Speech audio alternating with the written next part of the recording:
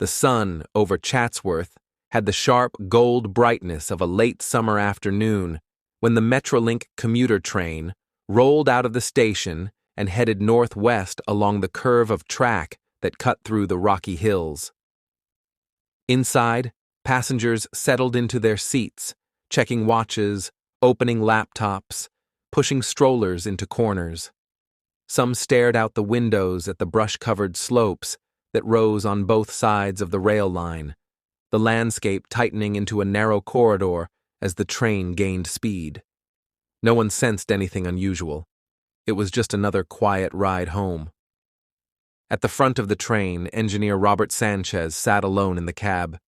He'd run this route before, knew the signals, knew the timing of each bend, and knew the schedule almost by heart. What he didn't know, what no one behind him could see, was that a BNSF freight train was moving southbound on the same stretch of single track, preparing to enter the very tunnel Metrolink was approaching. Between them sat a red signal Sanchez was required to stop for.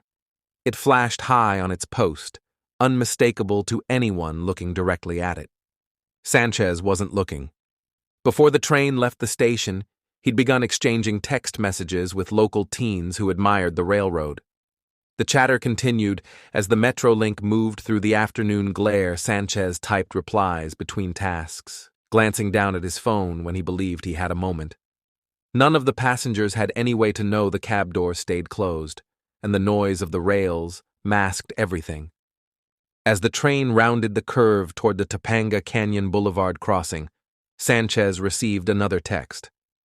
Investigators would later determine he sent a reply just seconds before the cab passed the red signal he never acknowledged. That signal should have brought the train to a stop, holding it clear of the single-track section ahead.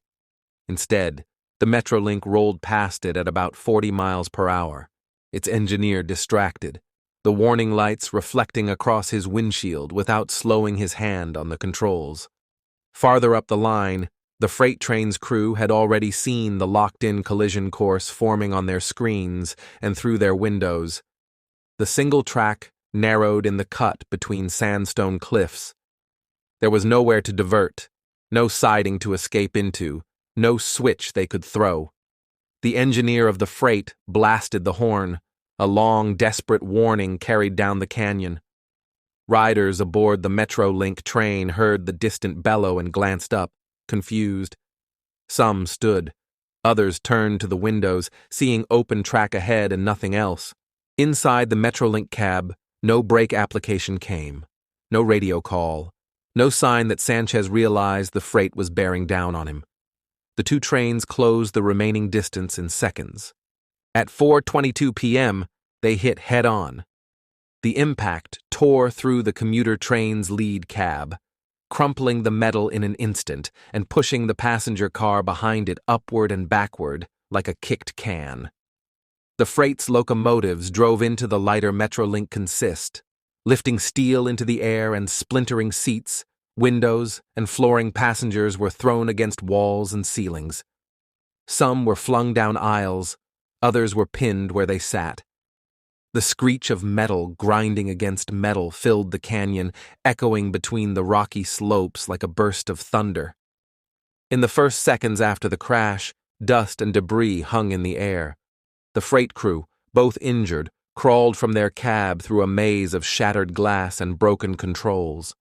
The Metrolink cars behind the lead unit had buckled but stayed upright, trapping dozens of passengers inside. Some managed to move through the haze, helping strangers stand or calling out for loved ones. Others remained motionless where they had been thrown. Residents in the nearby neighborhoods felt the ground shake. Some thought at first it was an earthquake. When they ran outside, they saw the plume of dust rising from the tracks and heard the distant cries for help. Call after call went into 911, and responders from Los Angeles Fire, police, and surrounding agencies raced toward the canyon, threading their vehicles through narrow access roads and scrambling up embankments to reach the wreck. What they found was chaos layered over silence. The forward section of the Metrolink train had collapsed inward, turning the lead cab into a tangle of steel and wiring. Passengers stood in shock beside ruptured cars, clothing torn, faces streaked with dirt and blood. Others called out from inside the twisted compartments where doors had jammed. Firefighters formed teams, cutting through walls with saws, prying open bent metal, clearing paths with hydraulic tools, and marking the living and the dead with strips of tape. Helicopters beat the air overhead, landing wherever there was space to airlift the critically injured. The heat of the afternoon faded as the sun dropped, but the rescue continued well into the night. Volunteers appeared with water bottles. Medics sent the most severely injured to hospitals across Los Angeles. Families arrived at the perimeter desperate for news, gripping one another's hands as names began appearing on lists taped to temporary boards. 25 people had died. More than 100 others were injured, some so badly their recovery would take years. In the investigation that followed, the question at the center of everything was simple. How could a modern commuter train run a red signal directly into the path of an oncoming freight? Signal systems were tested, track circuits were checked, dispatch logs were reviewed. Nothing malfunctioned. Nothing failed mechanically. The signal had been lit, visible, and working exactly as it should have. There was only one explanation left. Sanchez never saw it. Phone records showed he had sent and received multiple texts during his shift and had typed a final message less than half a minute before passing the stop signal. He had missed 2 earlier signals as well, according to event recorder data, one yellow and one double yellow, both warnings that he was nearing a mandatory stop. Had he noticed either, he could have slowed the train, given himself time to recover attention, or at least reduce the impact. But his phone, tucked beside his controls, pulled his focus away each time it buzzed. The National Transportation Safety Board concluded that the collision was the first major rail disaster in the United States, caused directly by texting. It was a failure of attention, not machinery. A moment of distraction that cascaded into an irreversible chain of events. In the wake of the crash, federal laws tightened sharply. Rail employees were banned from using cell phones on duty. Metrolink began installing positive train control, a system designed to stop trains automatically if an engineer missed a signal or entered a restricted track. Other railroads followed, fitting towers and GPS units along their routes to prevent another accident like Chatsworth. But for the families of those lost, the changes came too late.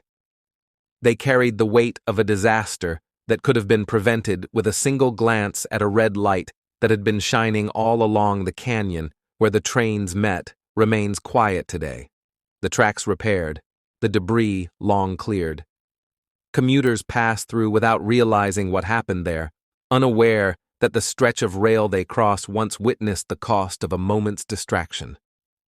The memory of that day endures in the families who remember the phone calls they didn't receive, in survivors who relive the impact, and in the rules that now govern every engineer's cab.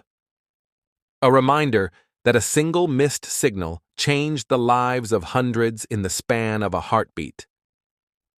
Thank you for listening to Road to Ruins.